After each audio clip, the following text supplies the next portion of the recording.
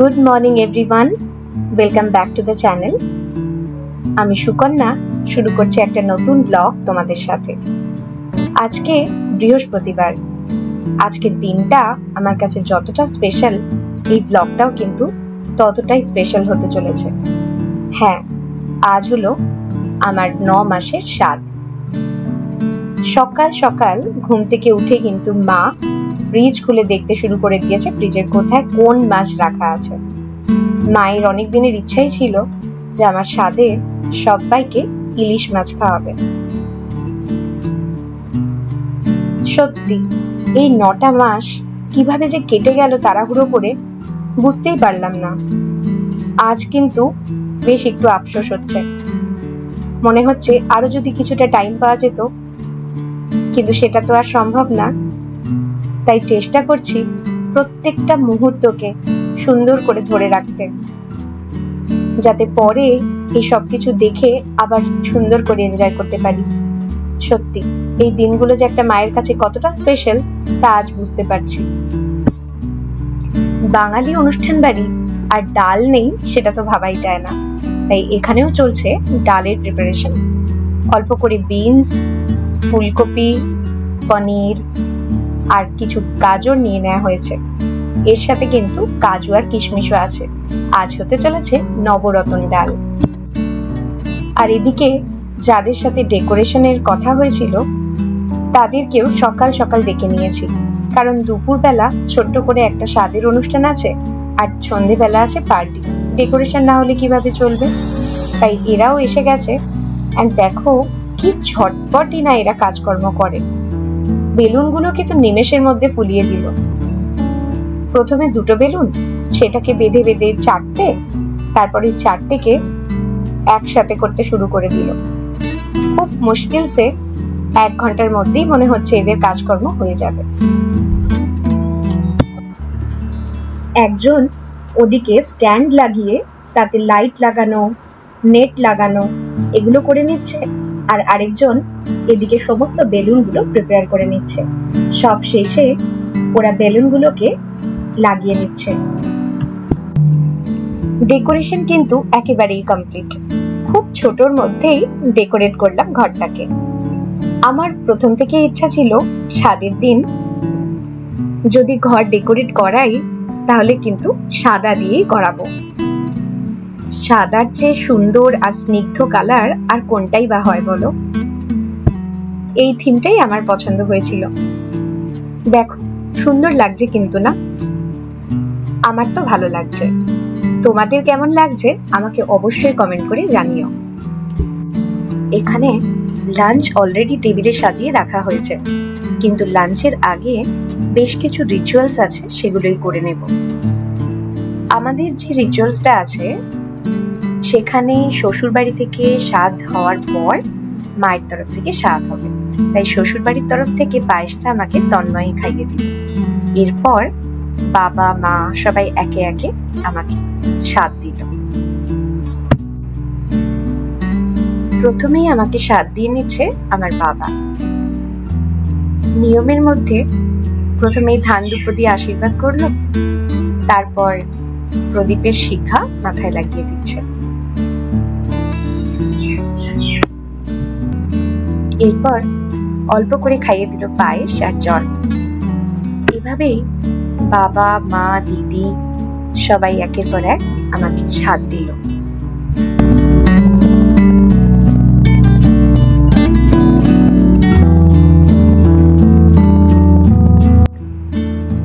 এবারে স্বাদ দিয়ে নিচ্ছে আমার মা। স্বাদে কিন্তু সকলেরই ইচ্ছে হয় শাড়ি পরে গয়না পরে সাজবো। আমিও সেরকমটাই ভেবেছিলাম, কিন্তু এত গরম পড়েছে দেখে আমার কেন জানি না ইচ্ছেটাই পাল্টে গেল। খালি মনে হলো বিয়ের শাড়িগুলো যে রয়েছে সেগুলোই আজ অব্দি পরা হয়নি। আবার আরেকটা শাড়ি নেব, সেটাও আবার বাক্সবন্দি হয়েই পড়ে থাকবে। আর এই গরমে কোনো রকম টাইট কিছু ব্লাউজ শাড়ি এগুলো পরে আমি বোধহয় কমফোর্টেবল ফিল করব না। আসল উদ্দেশ্য তো সেই দিনটা, সেই মুহূর্তগুলোকে মনের মতন করে এনজয় করা। তাই ভাবলাম সাজগোজটা একটু কম্প্রোমাইজ করে নিই, যাতে দিনটাকে সুন্দর করে এনজয় করতে পারি। তাই মা আমাকে শাড়ি দিতে চাইলেও আমি মায়ের তরফ থেকে নিয়ে নিয়েছি এই টুকটুকে লাল চুড়িদারটা। আর গয়না বলতে পরে নিয়েছি আমার খুব পছন্দের আমার বিয়ের কানের দুলটা, আর সাথে ছোট্ট টিপ আর হালকা লিপস্টিকে আমার সাধের সাজ একেবারে কমপ্লিট। এখন সাধ দিয়ে নিচ্ছে আমার দিদি।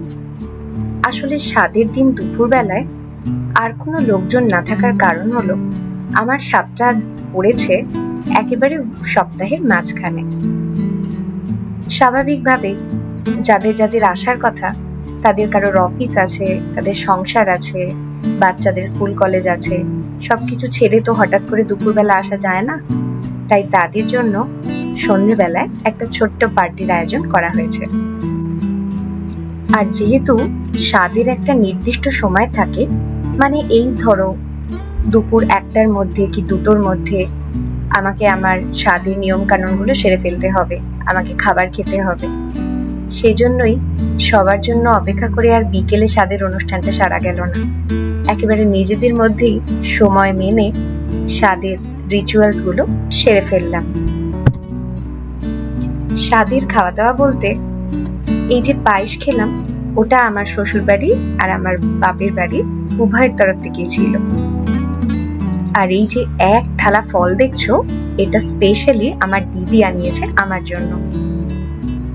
এবার সুন্দর সময়ের কিছু সুন্দর পিকচার ক্লিক করে নিয়ে চলে যাব লাঞ্চে। আর এদিকে আমাদের বাবলিও কিন্তু সুপার এক্সাইটেড, বলছে সবাই মিমিনকে খাইয়ে দিচ্ছে তো আমি কেন খাওয়াবো না। ও তো আজকে মিমিন হাউসে পার্টি আছে বলে এতটাই এক্সাইটেড যে প্রথমে স্কুলেই যেতে চাইছিল না, তারপর অনেক বুঝিয়ে সুজিয়ে সকালবেলা দিদি ওকে স্কুলে পাঠায় আর বলে তুমি নিশ্চিন্তে স্কুলে যাও, তুমি স্কুল থেকে এলে তবেই মিমিন হাউসে পার্টি হবে। তাই তো আমার প্রিয় বাবলিকে ছাড়া কি কোনো কিছুই করা সম্ভব। সন্ধেবেলা সেলিব্রেট করার জন্য আমার আর তন্ময়ের এই কেকটা ভালো লেগেছিল, আর একেবারে বিকেল হতে না হতে ঠিক সময় মতো কেকটাও বাড়িতে চলে এলো। সন্ধেবেলা গেস্টদের মধ্যে কিছু ছোট বাচ্চাও কিন্তু ছিল, তাই আমি আর তন্ময় প্রথমে সেলিব্রেশনটা শুরু করি কেক কাটিং দিয়ে। ছোট বাচ্চাদের সাথে একসাথে কেক কাটিং করি। এরপর ডিনারের পালা। ডিনারে কিন্তু আজকে আছে অনেক কিছু। প্রথমেই আছে স্বাদের পায়েস সবার জন্য, তার সাথে রয়েছে লুচি আর বেগুন ভাজা।